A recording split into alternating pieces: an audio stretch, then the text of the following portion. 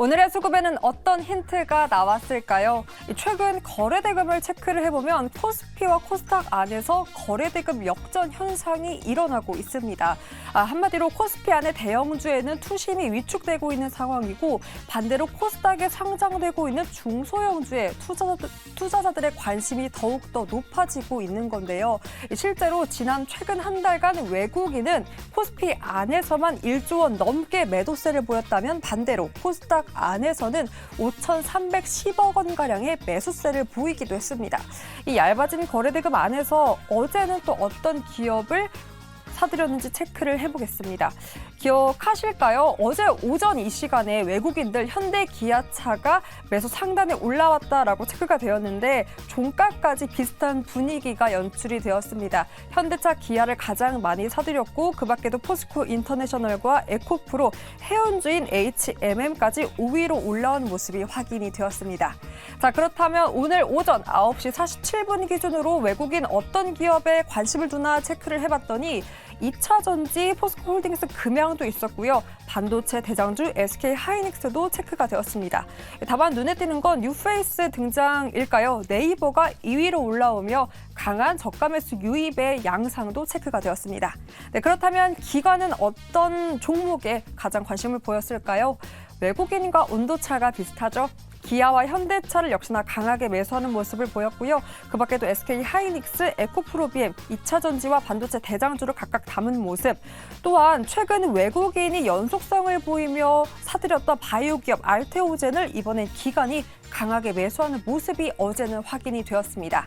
그렇다면 오늘 오전에 기관은 어떤 기업을 사들였나 보니까 종목별 장세가 짙어져서일까요? 어떤 획일화된 공통점을 찾기는 어려운 장바구니 모양이었습니다.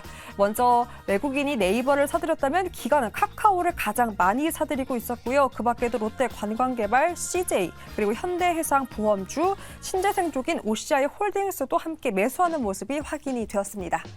자, 그렇다면 우리 개인 투자자분들 어제는 어떤 기업 가장 많이 사들였나 보니까요. 여전히 반도체에 대한 관심, 지속성을 가지고 있습니다. 삼성전자, SK하이닉스를 가장 많이 사들였고 포스코홀딩스, 두산에너빌리티, 그리고 요즘 최근 이 의료 AI가 조정 구간이 나오고 있는데요. 저가 매수에 대한 메리트가 느껴서였을까요? 루닛이 상위권에 올라온 모습도 확인이 되었습니다. 고수님들, 오늘은 수급에서 어떤 힌트 찾아볼 수 있을까요? 네, 저는 가장 좀 눈여겨보고 싶은 게 외국인이 네이버를 사고 있고 기관이 카카오를 사고 있다는 건데 그것도 기관의 매수 상위 1위 종목에 카카오가 들어가 있다는 겁니다. 염정 차장님, 네. 염정 고수님, 이거 어떻게 의미부여해도 되는 거예요? 카카오를 사네요, 카카오를. 카카오를 왜 살까요? 의미부여를 저는 아직까지는 좀 크게 하지는 말고요. 네. 일단은 지금 뭐 말씀하신 대로 금리 인상은 한 번 또는 많으면 2번 정도 더 할 수 있지만 그렇다고 해서 뭐 연속적으로 지금 이제 금리 인상 추세가 이어지는 부분은 좀 아니고요. 네. 금리 인하에 대한 기조가 생각보다 좀 빠르지 못하라는 점. 사실은 우리가 기대했던 부분은 빠르면은 연말, 아니면은 내년 연초에는 금리 인하가 시작될 것으로 예상했었던 시장이 지금은 좀 이러한 좀 FOMC의 외파적인 발언으로 인해서 일단 그 시기가 딜레이 됐다라는 점이고 네. 여기서는 일단은 오늘의 수급의 주체의 의미는 일단은 저가 매수의 유입이 아닌가라고 생각할 수 있겠고 저점이긴 저점인가 봅니다. 네, 큰 모멘텀을 가지고 크게 의미 부여를 한다기보다 일단은 시장의 상황에 맞게 좀 대응하는 영역이지 않나라고 생각하고 있습니다. 네, 오늘 수급적인 부분을 보면은 외국인과 기관의 뭐 현물 매도는 당연한 상황이고요. 개인 투자자들이 지금 코스피에서는 3천억 넘게, 코스닥에서도 2천억 넘게 사고 있는데 이제 기관의 매도가 지금 외국인보다 훨씬 더 많이 팔고 있다. 예, 기관은 현재 2,900억, 금융 투자를 중심으로 해서 2,800억 가량 매도를 보이고 있는 상황이고 종목도 중요하지만 기관의 업종별로 매도 가장 많이 하는 섹터 보니까 전기전자 쪽을 팔고 있습니다. 예, 1,200억 넘게 전기전자 대형주를 팔고 있다는 거. 사는 업종도 중요하지만 파는 업종을 봐야 되는데 기관은 전기전자를 왜 팔고 있는지가 참 궁금하네요. 자, 그럼 수급적인 특징에 있어서 오늘은 특징 찾기 어려우니까 종목으로 바로 넘어가 보도록 하겠습니다. 먼저 김대중 고수님, 오늘 수급적으로 좀 특징 보이는 종목 보이십니까? 보입니다. 어떤 종목이죠? 그 전에 앞서 이제 매파적 분위기라는 우리 염정 고수 얘기했지 않습니까? 매파적 이전에 분위기. 5위요? 5위 네. 때. 그때 말씀하셔야죠. 그런데 우리가 시장에서 매파 많이 하지 않습니까? 네. 비둘기파는 어디 갔는지 모르겠습니다. 비둘기는 저기 여의도 공원에 많이 있습니다. 그런데 시장을 잘 우리가 판단을 해보게 되면 보합 내지는 등락장, 그러니까 완만한 보합선에서 흐름에 기간 조정 받는 구간이 전체 시장에서 한 50% 정도 됩니다. 네. 그리고 상승하는 경우에 시장이 한 30% 됩니다. 하락하는 비율의 시장이 한 20% 정도 되거든요. 근데 우리가 항상 하락에 대해서 각인되어 있어요. 왜냐하면 굉장히 급격한 하락을 보여주거든요. 그래서 지금 급격한 하락이 오히려 시장에서 우리가 그동안 계속 관심을 가졌던 반도체 업종에 대한 관심을 가져야 될 시점이라고 판단합니다. 반도체면 또 우리 김장료 교수님과 그렇죠. 서로 이제 굉장히 또 이야기 나눌 부분이 많은데 제가 반도체 얘기는 조금 이따가 더 할 거니까 그때 네. 좀 더 풀어보도록 하겠고요. 보이는 그 수급 특징 좀 말씀해 주시죠. 반도체에서도 소재 관련 종목을 네. 현 시점에서 진입을 해야 된다고 판단하고 있고요. 소재주. 뭐 매출이나 시장의 내용이나 기술력은 제가 차지하고 많이 나와 있으니까 우리가 첫 번째로 반도체이든 어떤 물품이든 첫 번째로 세정을 해야 되지 않습니까? 닦아야죠. 그렇죠. 닦아야 되기 때문에 그 세정 분야에서 우리나라 원탑이죠. 한솔 케미칼. 주가가 많이 단기적으로 빠졌었네요. 빠졌다가 최근에 강한 상승을 동반한 시세 흐름이 한번 나왔고요. 최근 3, 4일 조정을 받는 형태에서의 모습이 나타나고 있죠. 한 번의 신호가 나타났다는 거죠. 반도체에 대해서는 우리 김장렬 고수가 뭐 부연 설명 드리겠지만 삼성전자에서 4월에 감산을 시작하면서 그 반도체 디램 가격의 바닥을 찍었죠. 그리고 5개월 동안 횡보하다가 9월 들어서 반도체 가격에 의미 있는 반등의 흐름들이 진행이 되고 있습니다. 그래서 반도체에 대해서 지금 당장의 시세 흐름에서는 시장에서 조정을 받고 있지만 이럴 때 오히려 반도체에 대한 관심을 가져야 될 때라고 보고 있고요. 그 관련한 종목에서 소재주에 대해서 네. 지금 관심을 가져가야 되고 한솔 케미칼 주가 부담 전혀 없는 상태이기 때문에 우리가 현 시점에서 한번 계속해서 지켜봐야 되는 종목으로 판단하고 있습니다. 알겠습니다. 최근 주가 조정 보였을 때도 지금 보니까 기관 투자자들이 14일부터 연속적으로 4거래일째 매수세를 보이고 있고요. 개인 투자자들도 함께 이 종목에 대해서 순매수를 보이고 있는데 얄미운 외국인이 그동안 팔다가 오늘은 또 조금 매수를 보이고 있다는 점. 가격적인 부분에 있어서도 그렇고 뭐 업황이나 향후 전망에 대해서도 그렇고 한솔 케미칼이 굉장히 매력적인 구간이다라는 말씀해 주셨습니다. 자, 이어서는 우리 김장렬 고수님 어디 반도체 쪽에서 고르시겠어요? 아니요, 없습니다. 없어요? 수급적으로 매력적인 게 하나도 없어요? 가겠습니다. 근데 지금 나중에 반도체 얘기하실 네. 텐데 한솔케미칼 지금 뵈니까 괜찮을 것 같아요. 괜찮아요? 네. 앞자가 두 번째가 165 오면 괜찮을 것 같아요. 뭐라고요? 16만 원대 오면은 아주 좋을 것 같아요. 16만 원대 오면 좋을 것 같다고요? 지금 17만 1,900원에는 3천 원만 더 빠지면 3천 원. 너무 욕심하니까. 좋다는 얘기예요. 네. 나중에 부연사는 필요하면 알겠습니다. 하겠습니다. 예, 한솔 케미칼을 두 분 모두 그러면 꼽아주신 걸로 정리해 보겠고 우리 염정 고수님은요? 제가 앞서 버티는 섹터 중에 리오프닝 쪽 있다라고 했는데 네. 리오프닝이 다 버티고 있는 건 아니고요. 일부 종목들이 버티고 있고 뭐 오늘 많이 빠지는 종목들은 최근에 흐름이 워낙에 강했던 화장품 섹터는 조정을 받을 수밖에 없는 어쩔 수 없는 상황이었었기 때문에 오늘의 하락과는 좀 상관이 없다라고 말씀드리겠습니다. 일단 글로벌 텍스 프리를 보겠는데요. 리오프닝 글로벌 중에서. 텍스. 오, 네. 이거 계속 위에서 등락을 네, 보이고 있네요. 말씀하신 대로 지금 9월 달 같은 경우에는 지금 옆으로 횡보를 하고 있는데 높은 구간에서 횡보를 하고 있습니다.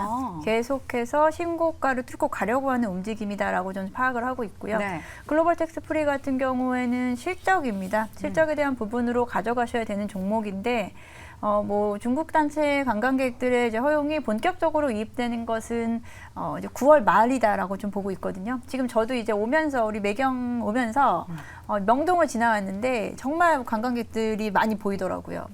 그리고 지금 뭐 중국의 이제 중추절을 대기하고 있기 때문에 실제적으로 3분기 실적보다 4분기 실적이 더 좋을 거고 이제 우리가 10월 달 되면 이야기 나오는 것은 3분기 실적 좋지만 연간 실적으로 점프할 수 있는 종목들에 대한 부분은 찾아 나설 것이다 라고 생각하고 있기 때문에 글로벌 텍스 프리 텍스 리펀드 관련된 종목이죠.